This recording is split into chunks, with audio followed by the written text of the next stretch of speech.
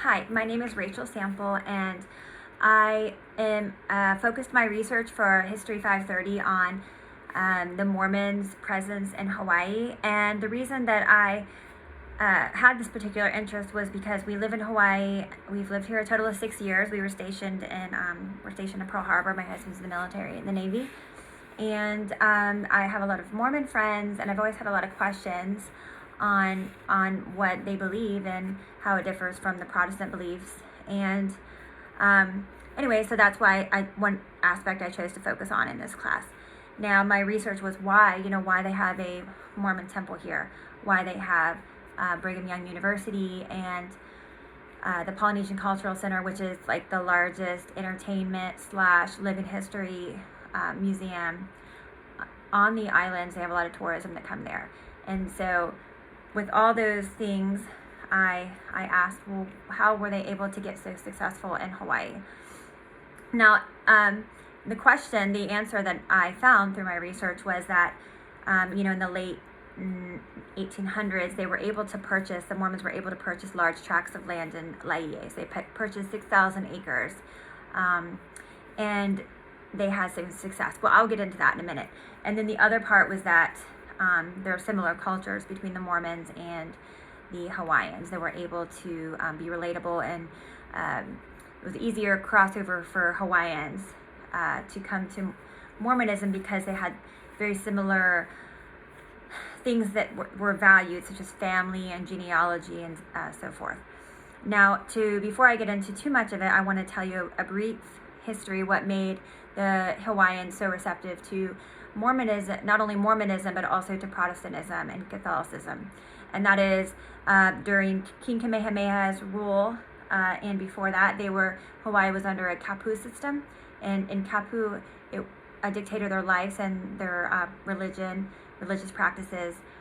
And there would be the punishment for breaking kapu was death, and kapu is another word translated to English, means forbidden. So that ruled every aspect, including the relationship with God. And something that was kapu was eating with men and women eating together. Well, when King Kamehameha died, his favorite wife broke kapu by eating with her son. And that when the kapu was broken through Hawaii, the Hawaiians were very vulnerable, or very confused, and it was also their spirituality was affected, and they were very ready to receive the gospel when the missionaries came. So when the first Protestant missionaries came in the 1820s, they were very receptive to that. They had missed that part of their life. And then when the Mormon missionaries came 30 years later, they continued to be receptive to the Mormon missions because of how it connected them back to God, which they were desperately needing and wanting. Now, part of the thing that made the Mormons who first came here want to share the gospel with the native Hawaiians is one of the original missionaries who came here by the name of George Q. Cannon had a dream that the Hawaiians were traced back to Abraham, and that they were a lost tribe, and so they felt it worthy to restore the Hawaiians back to the priesthood. So they made it a mission to have a mission house here, a missionary endeavor here in the islands. Now, they first set up land in different places, but there was a strong Protestant push and Catholic push.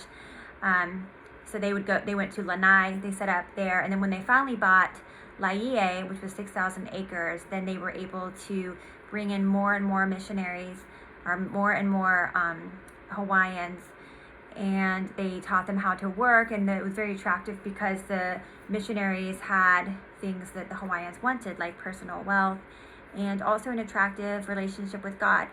And through this, and then through eventually the building of Brigham Young University, the Polynesian Cultural Center, and then the temple here, was just more and more reason for Mormons to be attracted, or for Hawaiians to be attracted to Mormonism.